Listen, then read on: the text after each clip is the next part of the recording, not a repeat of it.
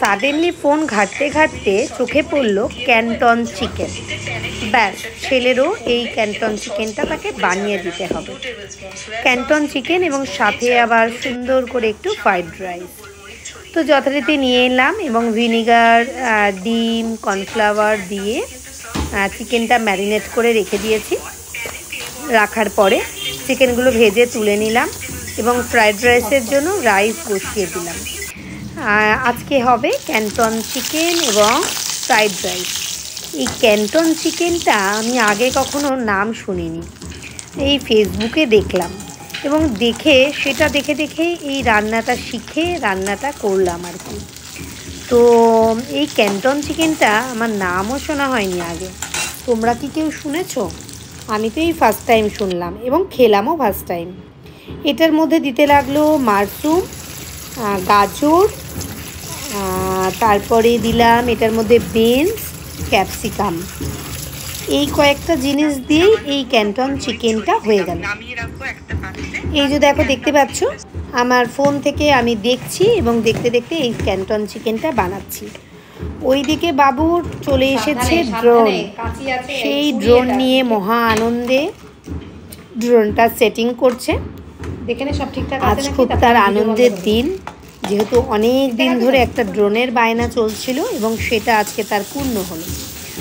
খুব হালকা করে একটু সতে করে নিলাম এই মাশরুমগুলো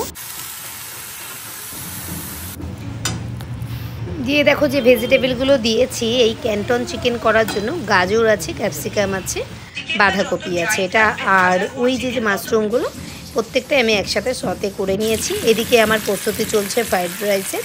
ফ্রাইড রাইসটা হচ্ছে ভেজ ফ্রাইড রাইস, যেখানে পনির দিয়েছি এবং এই যে ভেজিটেবলগুলো এগুলো দিয়েছি। ফ্রাইড রাইসটা আমি 50% অয়েল এবং 50% ঘি দিয়ে করেছি। এতে আমি দেখে নাও কী সবজি দিয়েছি। এই যে ফ্রাইড রাইস মোটামুটি হয়ে এসেছে। এরপরে ওই ক্যান্টন চিকেনের জন্য আমি সমস্ত ভিনিগার, তারপরে তোমার soya sauce, chilli sauce, tomato sauce, ketchup, এগুলো সমস্তটাই নিয়ে একসাথে করে আমি ঢেলে দিলাম আমাদের এই ক্যান্টন চিকেনে।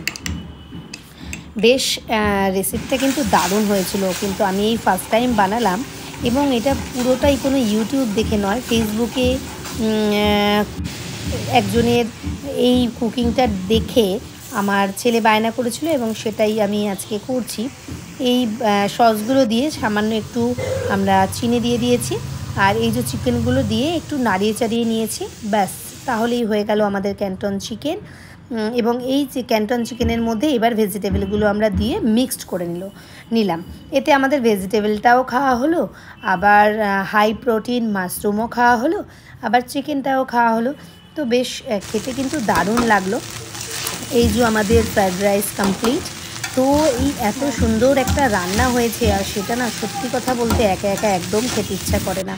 মনে হলো মানে মনটা চাইছিল একটু মার কাছে যাই, মা আমরা সবাই মিলে একসাথে একটু রাতের ডিনারটা হবে। তো দেখা যাক, আমরা সবাই চলেছি। পনির দিয়ে ফ্রাইড রাইস, অল ভেজিটেবল দিয়ে, আর এটা ক্যান্টন চিকেন। প্রিয়াংশু খাও।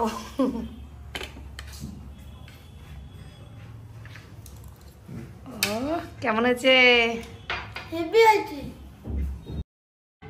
যেমন কথা তেমন কাজ, চললাম মার বাড়ি। একসাথে সবাই মিলে রাতের ডিনার করব বলে। আমি থাকি গড়িয়াতে আর আমার বাপের বাড়ি পূর্বাশা পার্ক। এই যে গিয়ে সেখানে মা, বাবা, আমরা সবাই একসাথে আমরা রাতের ডিনারটা করলাম এবং খুব মজা হলো। এই যে আমার বাড়ির মা কালী কেমন